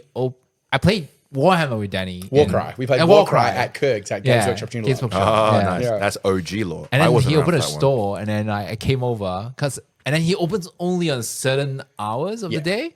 When I first opened the club, it was just me by myself, and I would work. I was either working on the truck or at the sandblasting yard around the corner. So I'd do my 12 hours at work, and I'd rush over. I'd shower in deodorant, put on a different change of clothes, and then open the shop. And some of the early days, like people know it was pretty manic. Like I was really it was a passion project. I was really just putting work in to make something cool for the community, because there was no tabletop happening in the northern suburbs at all. There was nothing, right? And I wanted to provide something cool and like this experience. And I was really trying to create something, right? And I was putting all this time and effort in, and I would come and I'd like, quite often I'd work a lot of hours, and especially the X-Wing boys saw this a lot, right? When we first opened up Tuesdays, I would come in, open up the shop, I'd get everyone set up, be like, hey, if you want drinks, like come get them. And then I'd put my head down on the table and I'd fall asleep. And then at like 9 o'clock, 10 o'clock, when the guys are wrapping up, they'd like come over and like shake me back awake and be like, oh, we're good to go. And like I'd like wake back up, like, oh, cool. Yeah. And I'd like lock the, we'd shut down and close up. And it was good. Like it's such a good community. I could trust them to like, not steal anything or look after the place or like wake me up if it was needed, and they didn't take it personal that I was passing out essentially on them, because they knew that this is all for the community. It's like what we were building. You know what I mean? So here's the law. Here's I want to paint a picture of old Northern Boards in our old location, in our original location, back when like I wasn't working at that time, and I was just a member of the community. There was the founding manager. It was Jackson as well. We were super active in the community. There's that feeling. I don't know how to describe it. That warmth of real kind of scrappy Northern Boards in the morning, because we used to open earlier. You would walk in the morning and the sun would shine through that window and everything kind of like an orange glow. Yeah. And you walk into this community space. I like that space. That feel of the carpet on your the floor, everything was kind of set up, and you knew it was like a new fresh day of Northern Boards. You play games, hang out. We used to do so much in the community. We would come down and would like, on days off, would lock all the roller shutters down and we'd just sit around, play movies and watch movies. Yes, yeah. It was great. It was definitely like, because we were all burgeoning at that point, and it was those things are so community led. The community becomes your friend. Like I consider you, William, a friend, and I consider you, Kang, a friend. Even though we work together and we work together in different situations, like I'm only doing this with you guys because I consider you friends. And I know it's like the epitome of every like gross corporate business where they're like, we're a family, and you're like, fuck off. But like, I think if we believe in whatever beliefs you believe. Yeah. And if we stopped doing all of the stuff we're doing together today, I would still want to spend time with you and hang out with you. I don't know if you guys feel the same way about me 100% at all times, but it's like, goodbye, sucker. See ya. But it's like, I really appreciate that. And those early days of the club, like we'd play that game. Blau would bring it, and it was on like a Switch, I think, and it was like a party game. And we would play like Jackbox party games, Mario Kart, Smash Brothers on just the TV. And I think that's hard when I talk to my accountant, because like I run the truck business, and it's clear what like our objectives for the year are and what we're trying to achieve and what we're trying to earn. And then I'm trying to describe to him like why it might be slightly different objectives for the club at the moment, and why it's maybe a longer curve to get to from a non-profitable business to a profitable business, or a business that's at least covering its bases, then to become a profitable business, and why it's acceptable for this to take 5 years to get to that point, rather than, you start a business, you should be making money in the first 6 months, right? And I'm trying to get him to explain that, because it's so much more about the community, and I'd rather have a community of 5 years of people that I genuinely like and want to spend time with and hang out with, and those people like each other, than to like just shill like crap. If I could get a painting commissioned that really captures the atmosphere, the feel of it, just in your head, I want you guys to imagine this picture. It's like the frame of the painting is in the back. Back in the day, this was all happened, right? Me and one of my mates would be playing Smash Brothers in the back. That kind of video gamey pew pew pew pew pew noises going in the background. There's a corner space where a few people have their lamps on and painting and chatting. Everyone else has their card games out, the tabletop games out, and then just like Danny sitting there in the front of the counter, and he's overlooking everything. And that's the kind of space that Northern Board really emphasized. And the sun would be setting, the orange glow of the sunset shines through the store.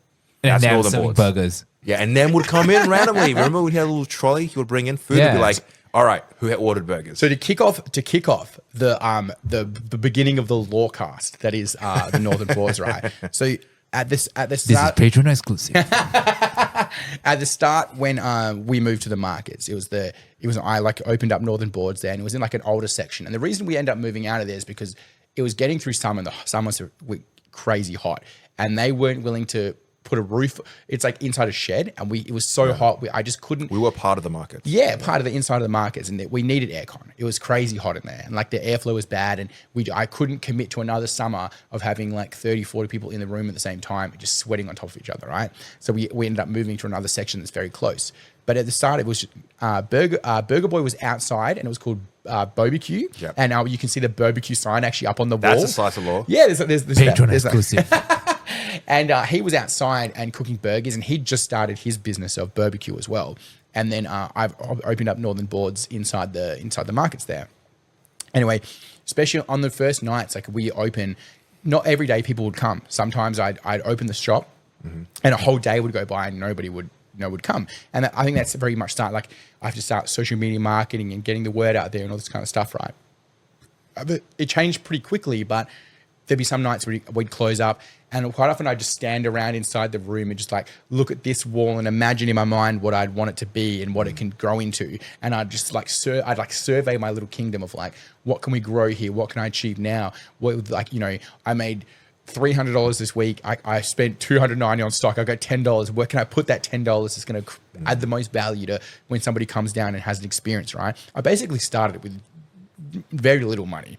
Anyway, one night I closed up and I'm like I've spent an hour just standing in the room, just staring at it.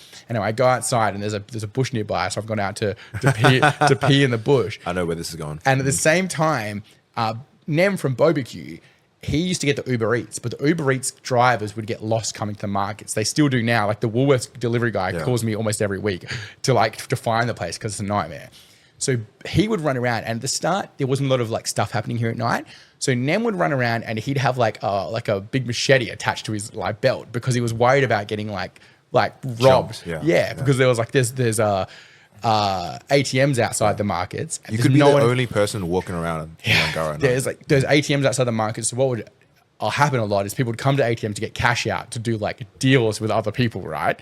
So he would get worried about getting jumped all the time. So he would deliver the Uber Eats bags out to the driver in the car, and he comes running around the corner one time, and I'm running back from like peeing against the bush, and he like runs straight into me, and we kind of bump into each other, and we're like, oh, we didn't like really expect neither of us were expecting anybody to be there. And because I'm like, I zone out, I jump scared pretty bad. I was like pretty unexpected to see like a small Serbian man like run straight into the side of me.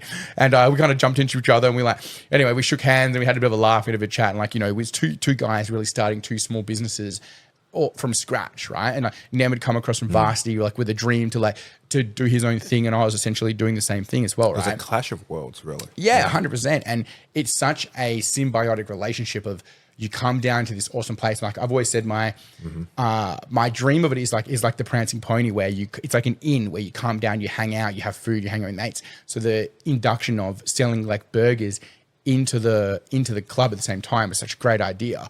And you know, we through time, I always joke about with Nem is like, it's great, it's lucky that your food is amazing, because it's been an awkward relationship because I like you so much if your food was shit but we still had to be friends. It'd be like a lot of disappointed burgers. We're hitting timesies, but like I say, anyway, I think the whole idea is that we've really so in the end it's a long story short, but we changed over from barbecue to Burger Boy, and now we're like business partners and friends, and we do this together. And I think it's something amazing that I think you touched on last week, that you can come to Northern Boards and there's the food court next door, there's kebabs and Malaysian and some really well-rounded like food options, but to be able to have the Burger Boy like sent up to the club and have that little experience, and Nem and I to have something really special where it's like we've built this thing together, and the same as Kang and Jackson and Ellen, everybody that's touched the experience of Northern Boards has left their part. Yeah, correct. Everyone has left their footprint in Northern Boards, and it's crazy to think back that, because Northern Boards started 2020. It's been 4 years, and we're approaching 5 years. Is it 2020 or 2019? So I technically started in 2020. I began I opened up in the 2019, but all tax records show 2020. May or may not be open. Well, because I've been running small business and I've done small business development for things a lot over the years, right? So I had an ABN as a sole trader. So I technically opened up as a sole trader in about 2019. Right. We registered as a proper business in 2020. So that's my established date on a pinboard. Awesome. Yeah. But I've been running community-led groups like this for a long, long time. And I was involved with one of the, I think you went through one of the Facebook's pages early on, the Northern Boards one, and you saw like the evolution of what it became. Because when Facebook first launched, I saw instantly like this is such a great format for people to get together on. And obviously that's the point, right? But what I did was I went through and made every group. I made like Warhammer Western Australia 40K Perth. And then I did one for Old World or Fantasy at the time. I did one for Star Wars and chess, and I did it for everything. So one of the ones I made was Impact Gaming, and Impact Gaming was like my community club then. And I picked up all of it. And a lot of those are still like the buy and sell page for WA in the models is the one that I started like 12, 13 years ago. And it's still the main buy and sell page for Warhammer minis in the state. And it's just pure, I guess, foresight of that time to think, at some point this is going to be pretty useful. So it's helpful now that I can like advertise the club. And I now advertise when you join the buy and sell mini page for Western Australia, the only question it asks you is like, are you listening to the Boardcast? So that, like you get a verify question to join a group. That's what the verify question is. And nice. Your two options to answer are, yeah, the podcast is amazing, or no, I'll check it out. Interesting. But yeah, it's one of those things like there's so much foresight, there's so much history, and you are right. I think it's time that we go through, because I've had so many amazing moments with so many community members that are either active now or have been active and have moved on their own reason. They've, like you said, the guy we spoke about before, he was a great bloke and a great community member. Now he's moved to Melbourne, but we still remember him so fondly. I think it's like opening up our home and telling the stories of how this home was built. Yeah. There's few other jobs and things where you can get around and be around people that are specifically into the thing that you're into, and they generally become friends. Like I look around and we've kept a lot of the faces, a lot of the founding members of Northern Boards are still here at Northern Boards. Absolutely, yeah. There's people like Mark Chang and Mark Boy and like 3 other Marks that have been with me over the inception of like Impact Gaming, and then through to Gamagori, and now Northern Boards. Like they've come all the way through, and it's like amazing. There's people that have supported me. I see them as like the old guards of the stories to tell. And I'm seeing some people like, I love Mark Boy. He's a great guy, but I've seen him turn from a sprightly young man into a grumpy 40K player, and I'm loving it. And married. Yeah. And that's a little slice of Northern Boards. Yeah. And these are all Patreon exclusive. It's really what we're trying to say is thank you for sticking out for Northern Boards. 100%. Thank you very much. Even the people, a lot of the people who are listening to the podcast today, for the most part, are supporters or people that come to the club, and this is just an extension of them supporting us even more. So like we appreciate that. Thank you. The Boardcast was just a way for us to get more Northern Boards for our community. That's right. Yeah. And for the 3 of us to kind of just talk at each other for a while. Yeah. Talk crap. Yeah. Banter. I might have to do something. I'll go for a little run around the car park next week to level out some of the ADHD we've come into this week. I'm going to have to label this episode as high energy. Warning, high energy. High energy. So thank you very much. Lots of sale too. Sale pitch. Look, I know we're pushing for time, but I want to tell one more story. All right. One more story. I was supposed to tell it last week and I forgot all about it. So when you're listening to me, yes. I can be a little hard to understand sometimes. I know that I'm a little mumbly. And this is why, how when I complain about the AI chat, when I voice to text, it doesn't understand what I'm saying. And what is because I've got I'm tongue tied. So my tongue is so my tongue it doesn't come out of my mouth. It's wrapped up in the back. So you can get it cut and released so that it comes out. But it's like, I think some people you can just get the frenum.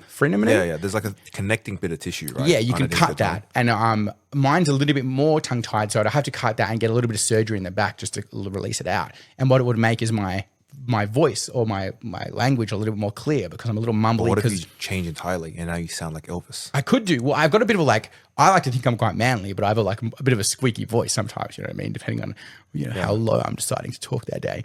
But it's there. Anyway, we're having dinner with my family because my brother was tongue-tied and my sister was tongue-tied. And my sister's 10 years younger, and we grew up quite poor, but my parents were a little bit less poor when we got older. So I needed dental when I was a kid, but I didn't get it. My sister got full braces and got all her teeth fixed. She needed certain things done, and she got those done, and she got her tongue untied. We're having a conversation about it. And my mum was like, I didn't know you were tongue-tied. And I was like, You mean 2 out of 3 of the kids? You didn't assume that I was? Well, also, you're the parent. You fed me when I was a child. And I would only know I was tongue-tied because you told me I was tongue-tied. And she was incredulous about it. She's like, I never knew that you were tongue-tied. I was like, you told me. How would I even know that I am? I knew before those were. And I'm sitting there with my brother and sister. And my sister's like, Mum, you told us that he's tongue-tied. She's not. And she was, hard line stuck to the fact that she didn't know. And I'm like, Mum, I wouldn't even know what it is if you hadn't told me that I have it. And I just think that's bullshit. Do you think the tongue-tied affects you at all? It does affect my speech pattern, yeah. Do you notice it? There's certain activities where having a longer tongue would be more helpful. Like licking an ice cream. Yeah, exactly like ice cream. If I lick too much ice cream, sometimes that little frenum thing can split and it hurts for the next 3 or 4 days while it reheals. So too much ice cream. Yeah. All right. I just think I have a fat tongue. That's the story. Stick your tongue. Maybe stick it out on the audio podcast. Yeah, stick it out. I want to see. Like a skink. Yeah, see, you got tongue. Stick your tongue out. This is getting weird, boys. Okay, let's call it out. Thank you very much for listening. If you're an older sibling and your parents gave you less attention, sign up to the Boardcast and we will give you more attention. We'll suffer together. All right. I just want to do the outro today. Mm-hmm. Ooh, we have an outro. Yes, definitely an outro. Send it out, William. Go. So, Danny has promised. Should I hit the button for the? What? I can put in. It's not our official Northern Board song. This is the default one that came with the mixer. I can put the button so you can have an outro song. No. I want to sell shit. So Danny has promised 10 clips for our Patreon members. I'm pressing that. Paid Patreon members, right? So Danny's going to do a 10 clip video on a tour of Northern Board. All right, I can do that. I don't remember promising that, but I 100% will commit to this. I will make Danny promise that. All right. I sincerely promise that I will make insert number of videos based on tourism around the club. All right. So sign up for Patreon now so you can watch this exclusive video from Danny. Should we post it in the Patreon? Yes. Okay. And then we'll release it like 6 months later for free. I'm not sure you're supposed to tell that as part of the pitch. Maybe. Thank you very much for coming into the Boardcast, everyone. Thank you. This has been episode 19, but it feels like episode 20. Because we've gone all the way through to the next Tuesday. All right. Take care, guys. Take care. See you.